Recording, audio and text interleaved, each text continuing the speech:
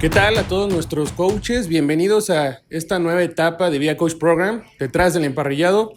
Y vamos a inaugurar esta segunda etapa de manteles largos, con uno de los mejores jugadores que ha existido en el fútbol americano en México.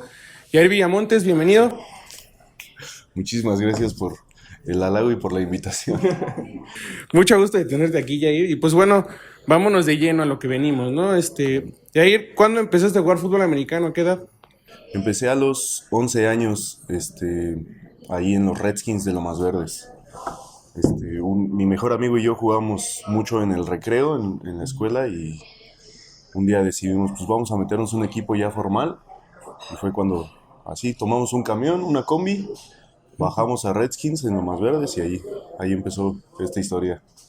Un equipo emblemático que incluso en estos días ha causado historia, ¿no? Porque pues ahorita ya están jugando en Liga ONEFA, me parece, colegial, y acaban de jugar el campeón de campeones contra Monterrey. O sea, vienes de una institución bastante significativa en México. ¿Y cuál fue el primer contacto que tuviste cuando llegaste a Redskins? ¿Quién te recibió y cómo te recibieron?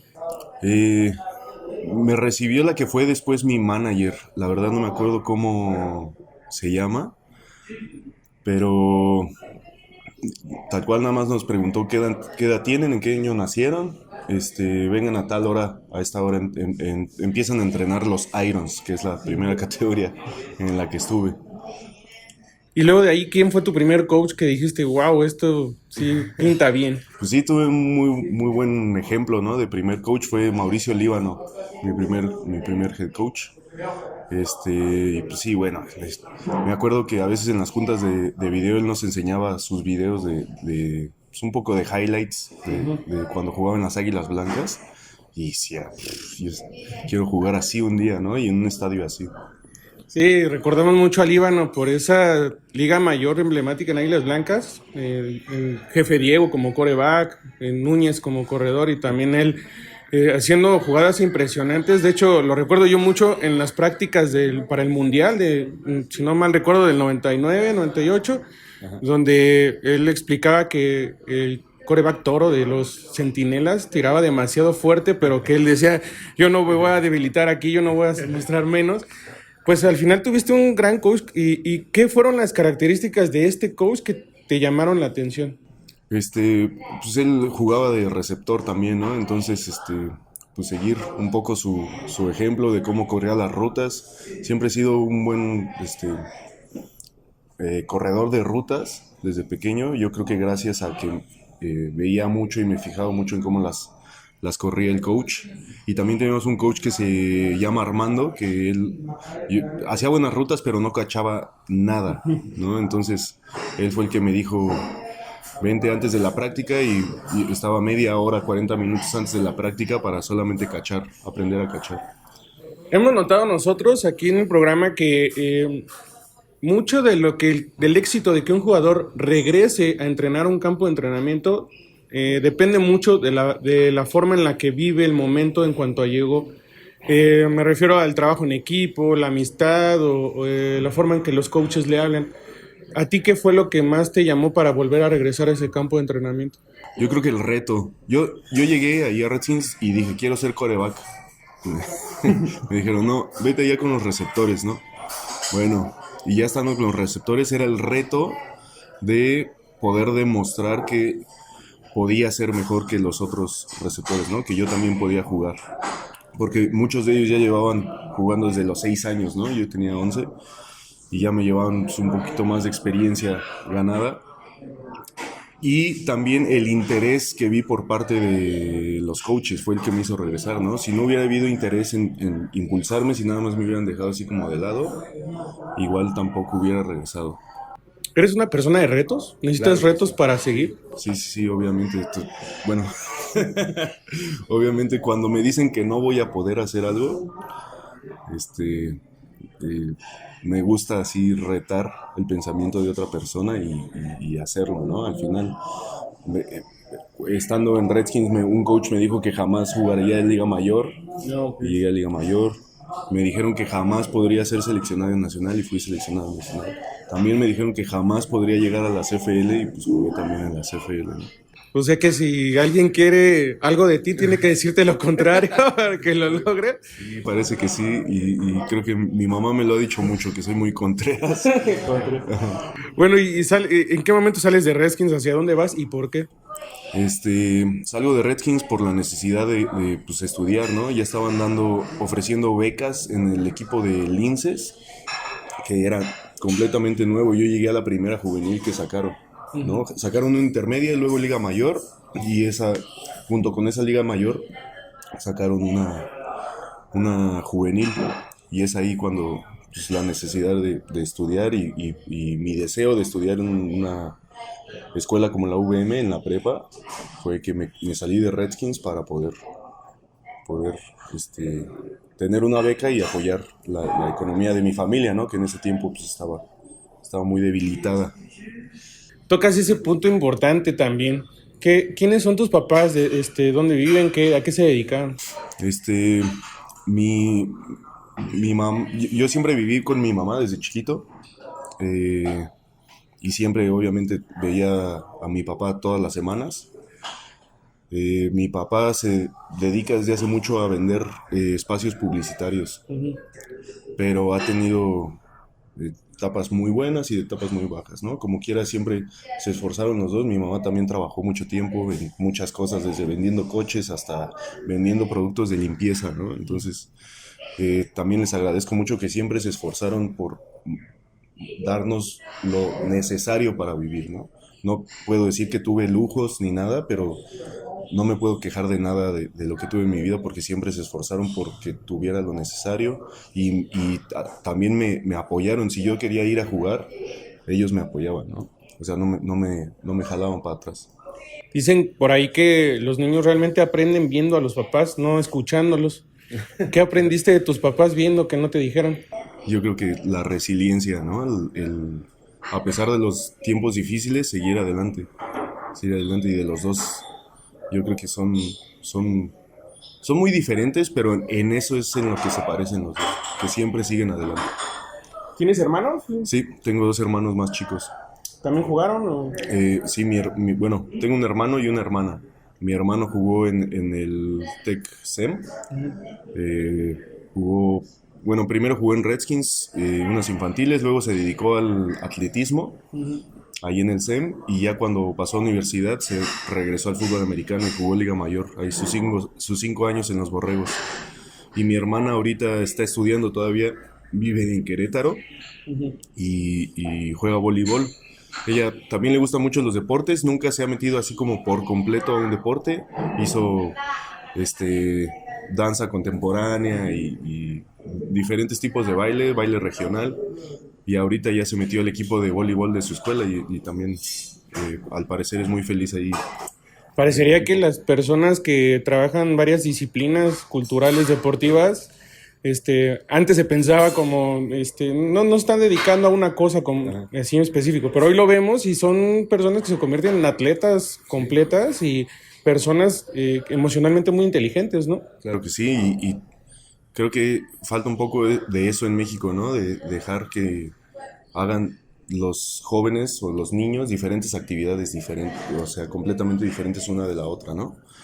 En Estados Unidos tienen mucha la cultura de en una temporada es en atletismo, después en otoño está el fútbol americano, a veces se meten a básquetbol también y dobletean y así, entonces están todo el tiempo estimulándose, ¿no?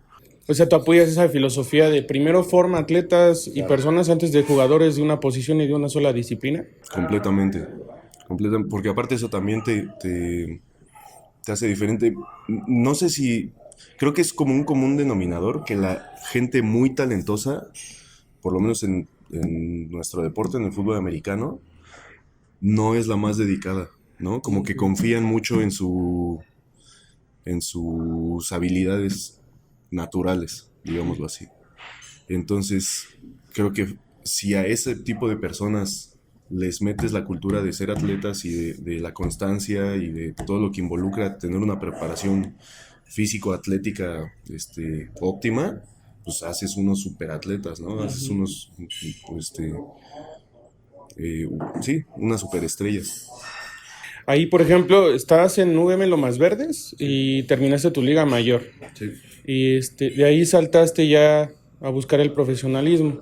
Así es, en 2015 me voy al Mundial Ujú. y en el Mundial es cuando quería ser profesional desde chiquito, ¿no? Pero en el Mundial compitiendo contra una buena selección de Estados Unidos, que era la tercera vez que competía contra jugadores ya de segunda división o de primera división, de NCAA, fue cuando pensé, bueno, sí puedo hacer esto, ¿no? Y ya fue después del Mundial, acabando el 2015, donde decido empezarme a preparar para buscar un lugar en una liga profesional. Y por ejemplo, ya en este lapso de Liga Mayor, el Mundial, buscas ya ese sueño de ser profesional.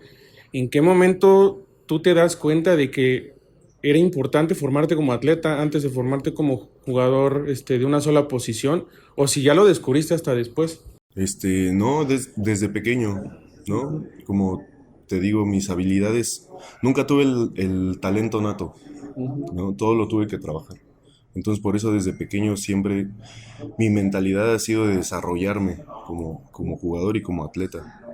Este, si por alguna razón, por ejemplo, en mis primeras temporadas, no, yo entraba a mis 5 jugadas y ya, al partido. Bueno, ¿qué tengo que hacer para entrar más? Bueno, cachar mejor, ser más rápido, ser más fuerte, ¿no? Entonces, desde que empecé en el fútbol americano, ese ha sido mi fundamento, es ser primero un atleta.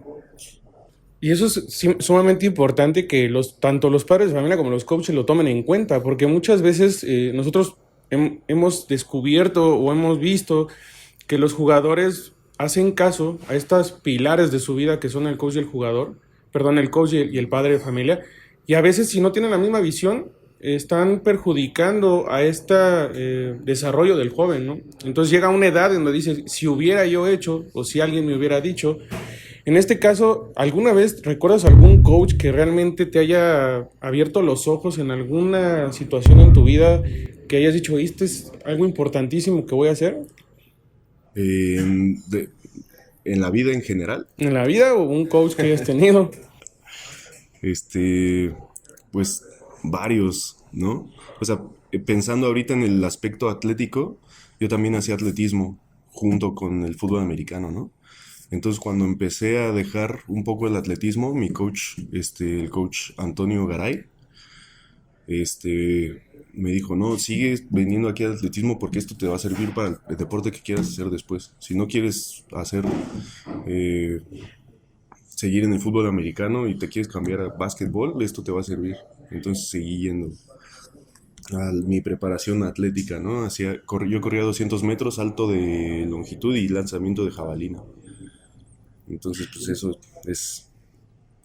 me sirvió mucho, ¿no?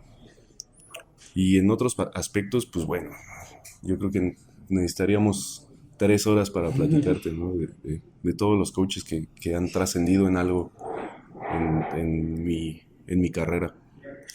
Y llega este salto importante, ¿no? En cuanto empiezas ya a buscar el sueño de ser profesional. Es un camino bastante complicado, ¿no? El que viviste. Sí, muy complicado. Digamos que tomé la ruta más larga posible, ¿no? En 2016 decido juntar pues, todos mis ahorros eh, con apoyo de la que entonces era mi novia todavía y mi esposa ahora.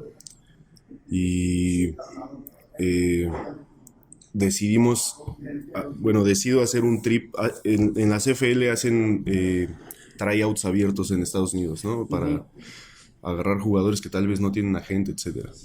Entonces decido ir a varias ciudades, creo que fui a 6 tryouts abiertos, en California, en Texas y en Florida.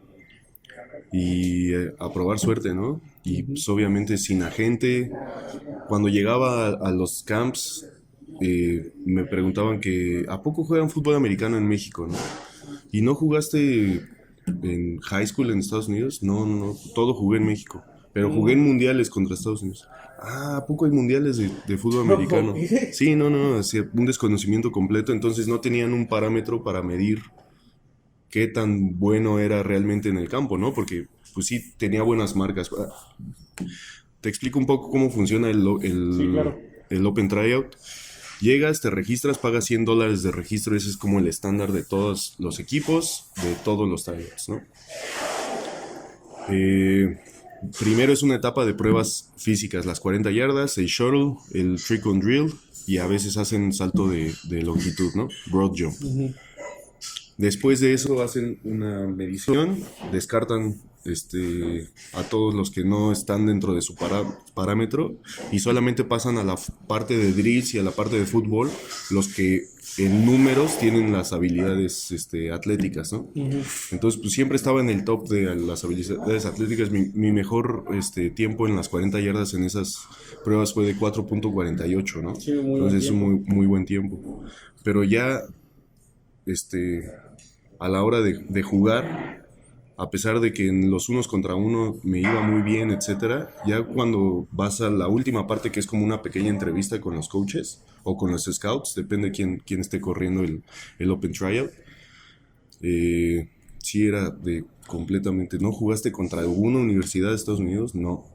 ¿Contra algún equipo de high school? No, yo siempre jugué en México. Entonces, esa desconexión que tienen sobre todo los coaches estadounidenses con el fútbol americano en México, pues fue lo que me desconectó, me separó completamente de todos los demás prospectos, ¿no? Ya después de eso fue hasta 2019 que la LFA hace el convenio con la CFL, que ya otra vez vuelven a hacer lo mismo, vuelven a hacer pruebas, vuelve a ser sobresaliente y es ya cuando me draftean los Eskimos en ese tiempo, ¿no? Pues una historia bastante larga, una experiencia bastante buena. Y pues todos los que nos escuchan, pues estaríamos aprendiendo de cuál es el camino, que creen que es fácil, ¿no? Sí. O sea, ya aquí hay cosas muy importantes. Rescato también el hecho de que no estás viendo como tal el objetivo, o sea, no está tangible, pero hay algo en ti que debe de creer en lo que estás haciendo, que te va a llevar a un buen momento y a cumplir ese objetivo. Hablabas de que estabas en el atletismo y un coach te dice no te salgas porque te va a servir. A lo mejor en el momento dices, pues bueno, tiene lógica o tiene sentido, pero la realidad es de que en ese momento no veías que eso te iba a servir para llegar a impactar a la CFL. Sí, exactamente. Y también hay otro punto importante que quiero tocar. Hace rato hablabas de que la que ahora es tu esposa te apoyó para eso. ¿Qué tan importante es para un jugador o coach encontrar una relación que te pueda apoyar de esta manera? Porque también significa algo. Hablamos en esta época de que no, es que se trata de uno mismo, pero seamos honestos, o sea, el estar con la persona correcta también significa algo, también aporta. Sí, sí, sí. Y la persona correcta también significa no solo tu pareja, sino toda la gente a tu alrededor, ¿no? Sí afecta mucho, la verdad. Sobre todo en el aspecto mental. Mentalmente, después de esas pruebas que regresé completamente, o sea, yo no veía ninguna posibilidad, a pesar de que lo más difícil es que yo me probé en el campo y sobresalí, y aún así yo tenía ese sentimiento de que no iba a pasar, porque no había una puerta, no había nada no había un puente que me conectara con la liga. Y obviamente nosotros sabemos, o todos sabemos normalmente los coaches de Estados Unidos piensan que solamente los jugadores de Estados Unidos pueden sobresalir, ¿no? Por lo menos eso es lo que ha pasado en mi experiencia. Y pasar eso con alguien que no te apoye por detrás debe ser horrible, ¿no? Yo tuve la fortuna de que todo mi círculo familiar, incluyendo mi pareja, me apoyaran mucho. Y para ella también fue muy difícil, ¿no? O sea, estar en la incertidumbre, porque ya después con el tiempo, pues todavía no nos casábamos, pero pues ya hacíamos muchas cosas juntos y hacíamos gastos juntos y digamos que nuestro dinero era de los dos, ¿no? Entonces estar con la incertidumbre de, bueno, ¿qué vamos a hacer ahora, no? También debió haber sido difícil, pero nunca me dejó de apoyar. Oye, y entonces en ese momento, pues creo que llegan dos momentos bien importantes, ¿no? La primera es cuando te avisan que eres parte del equipo en Canadá, se cumple ese sueño. ¿Cómo se vivió eso en casa, con familia, amigos? No, pues, el día del draft fue ahí en un hotel en la Ciudad de México y yo estaba sentado esperando que empezara el draft Y yo ya estaba pensando, bueno, ¿qué sigue? ¿No? Ujú. Si no me eligen, bueno, pues, yo ya me quería ir a vivir a La Paz. Mi esposa y yo somos buzos, entonces La Paz es uno de los mejores lugares del mundo, ¿no? Para vivir si eres buzo. Bueno, igual y pongo un gimnasio, una cafetería, no sé, a ver qué va a pasar, ¿no? 5 minutos después dicen mi nombre en la primera selección y pues Primer selección. sí. Y fue obviamente, no sé, sí me lo imaginaba, pero no es en lo que estaba pensando en ese momento, entonces sí fue un shock muy fuerte. Ya después tuve la oportunidad de hablar con toda mi familia y no, pues todos estaban muy contentos. O sea, fíjate cómo el camino te fue llevando, ¿no? Desde la niñez, desde esta ser contreras, de decir, quiero hacerlo aunque me digan que no. Y esa actitud de creer tanto en ti, aunque la gente no lo haga, y que te retan al decirte que no, llega el punto en que haces historia, porque al final fuiste el primer mexicano Sí. en primer ronda que llega después de todo ese camino que habías, pues ya caminado, ¿no? Y otro punto importante es la primera vez que en un juego oficial entras al campo. Sí. ¿Qué pasó ahí? Porque hasta yo me emociono nada más de Sí, sí. pensarlo. Increíble. Sí, salir del túnel, escuchar el nombre del equipo. Allá, pues obviamente hacen todo un espectáculo, ¿no? Es muy parecido al espectáculo que se ve en la NFL. Los estadios son del mismo tamaño. Ese día de mi primer partido había 45,000 espectadores más o menos en el estadio. Y pues escuchar el nombre del equipo, salir corriendo por el túnel con la pirotecnia y la música y el humo y todo esto, y escuchar a toda la gente así, el rugir de las tribunas, sí, no, fue muy emotivo de llegar a las lágrimas, ¿no? Así el corazón no te para de latir, una sensación increíble. ¿Qué le dices a toda esa gente que estuvo desde el primer día, desde la manager que te recibió en Redskins y que pasaron todas esas personas para apoyarte a que a que ese momento se lograra? ¿Qué le puedes decir? Es justo lo que iba a decir hace un momento en la pregunta anterior, que en ese momento cuando me draftean, creo que toda esa gente también sintió la satisfacción que yo sentí, ¿no?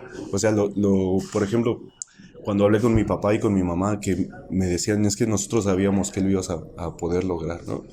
Y de alguna manera sé que la gente que me apoyó sintió también esa satisfacción, ¿no? Como que son parte de decir, yo no llegué solo, ¿no? Yo no llegué hasta este punto solo. Llegué gracias al impulso de mucha gente. Coaches, desde cuerpo médico, familiares, familia, todo un grupo de gente que sin saberlo me ayudaron a llegar hasta donde estoy hoy.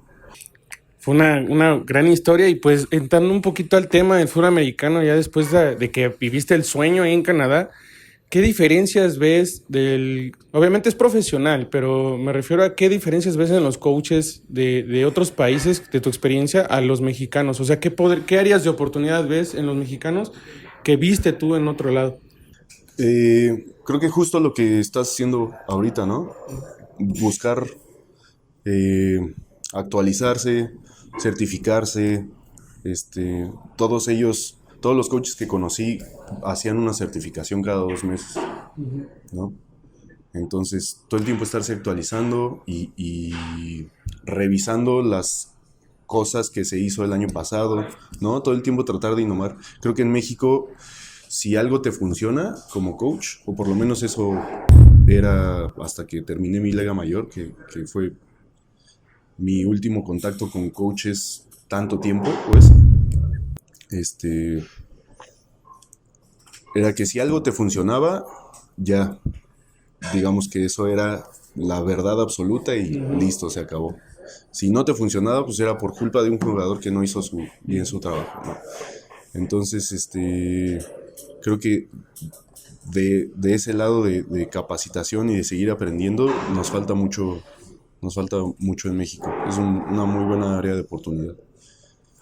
Eh, de ahí la preparación física. creo que enfocarse más en la preparación física, no hacer jugadores como si, no tratar a los jugadores como si fueran fisicoculturistas, que hay muchas veces que en las universidades los tratan como si nada más tuvieran que estar grandes, ¿no? Y fuertes, ¿no? Tienes que formar un atleta, tienes que hacer ejercicios de movilidad, ejercicios de flexibilidad y ejercicios de fuerza también, ¿no? Y de potencia, tener un buen plan de trabajo con sus etapas, ¿no? De primero el volumen, después proteger el músculo, después resistencia, la velocidad, todo ese tipo de cosas. Creo que todavía falta un poco de eso y no nada más meter a los chavos, ponerles una friega, que se salgan, que vomiten dos y ya, bueno, ya hice mi trabajo. Okay. No, es trabajar un poquito más inteligente en el aspecto físico. Y bueno, es que en México sí hay muchos equipos que ven mucho video y que les comparten mucho video a los chavos, pero allá es exagerado, ¿no? O sea, en el fútbol allá tenemos, por ejemplo, en el training camp tenemos sesiones de video de 3, 4 horas antes de la práctica y después de la práctica son otras 2 horas, ya solo los jugadores ya sin coaches para revisar lo que hiciste en esa práctica, ¿no? Entonces es exagerado la cantidad de video que se ve, pero se ve reflejado en el campo. No, pues perfecto. Son bastantes reseñas. Bueno, en esta parte de la plática, me gustaría que le dijeras algo a los jugadores que te están escuchando y viendo. ¿Qué mensaje les das a ellos? Híjole, que sean inteligentes, ¿no? Que hay muchas veces en tu etapa como jugador aquí en México que tienes que decidir, ¿no? El jugador mexicano tiene que decidir muchas veces entre seguir jugando o ponerse a trabajar, entre estudiar y entre estudiar y ponerse a trabajar o muchas cosas que intervienen en tu carrera como atleta. Entonces, pues hay que ser bien inteligente, rodearse con las personas correctas, ser leal, ¿no? Tanto a tus principios como a otras personas, ser respetuoso. Creo que todo eso se resume en ser inteligente emocionalmente y ser responsable, ¿no? Si tienen el sueño, por ejemplo, de llegar a ser profesionales en el deporte, pues que lo demuestren, ¿no? Creo que es el mejor consejo que les puedo dar es que si quieren algo, lo demuestren. ¿Cómo lo vas a demostrar? Pues si de verdad quieres ser profesional, pues demuéstralo en el campo, en las prácticas, quédate 20, 30 minutos más de la práctica practicando eso que sabes que es tu punto débil, ¿no? Y hacer más grandes tus fortalezas. Si quieres ser el mejor abogado de tu ciudad, pues demuéstralo, ¿no? Métete a estudiar. Tal vez te vas a perder. Te vas a perder fiestas, te vas a perder incluso amistades, ¿no? Vas a quedar mal tal vez con familiares, pero creo que al final, si lo logras y si de verdad demuestras que quieres hacer eso, vas a estar rodeado de la gente correcta de todas maneras. Genial. ¿Y para los coaches, qué les podrías decir? Un consejo. Que nunca se olviden que están formando humanos, ¿no? Antes de jugadores. Sí. Que nunca dejen de ver al jugador como una persona. Que no vean al jugador como un objeto, ¿no? Muchas veces, muchos coaches usan a los jugadores como si fueran fichitas, como si fueran tarjetas intercambiables, ¿no? Ya no me sirve, lo quito, ¿no? Siguen viendo a los jugadores como personas y tratándolos como personas. Muy bien, en esta parte de la entrevista, vamos a hacer las últimas 3 preguntas. Y tú puedes decir lo que quieras realmente, pero la primera pregunta sería, ¿qué le dejó el fútbol americano a Yair Villamontes? Pues todo lo que tengo ahorita, ¿no? Desde amistades hasta en el aspecto económico, ¿no? O sea, experiencias que jamás me imaginé haber vivido, lugares que nunca me imaginé haber conocido, ¿no? Ir a Europa, si no hubiera sido por el fútbol americano, nunca, hasta la fecha creo que no hubiera ido a Europa, ¿no? Conocer Canadá tampoco, muchas ciudades. Y entonces, sí, todo lo que me rodea ahorita en mi vida, yo creo que es un poco gracias al fútbol americano. ¿Qué le ha dejado Yair Villamontes al fútbol americano? Pues no sé si el fútbol americano en general, pero por lo menos, como te decía, la gente que me ha rodeado desde el principio, pues, ojalá les haya dejado algunas satisfacciones, ¿no? Alegría. A mí me gusta a veces ver las fotos de cuando jugaba Liga Mayor o cuando jugaba juvenil, de cuando he anotado. Uh-huh. Y me gusta ver la gente en las tribunas levantándose. Ajá. Yo creo que con que les haya dejado esa felicidad y que alguien se acuerde de algún día que haya hecho una buena jugada y que se levantaron sus asientos, con eso estoy feliz. Ok. Última pregunta de esta parte es, ¿qué le dices, o sea, tú, Yair Villamontes, ahorita, al Yair Villamontes que llegó a Redskins aquella primera vez?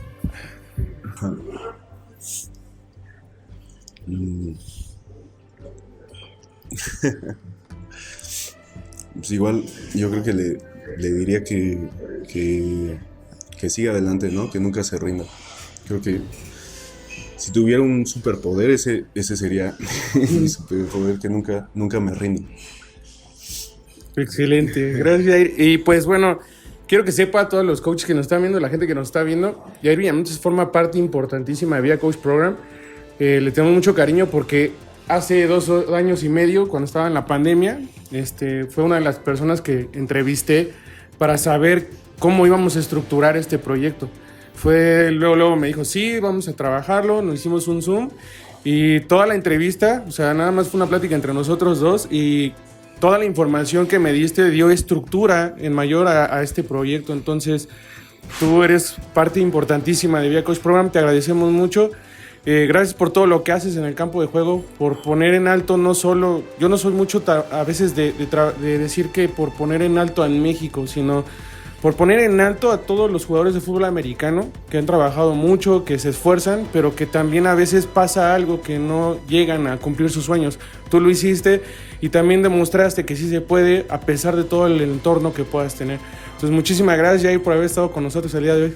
Muchísimas gracias a ti y qué bueno que siga adelante este proyecto, ¿no?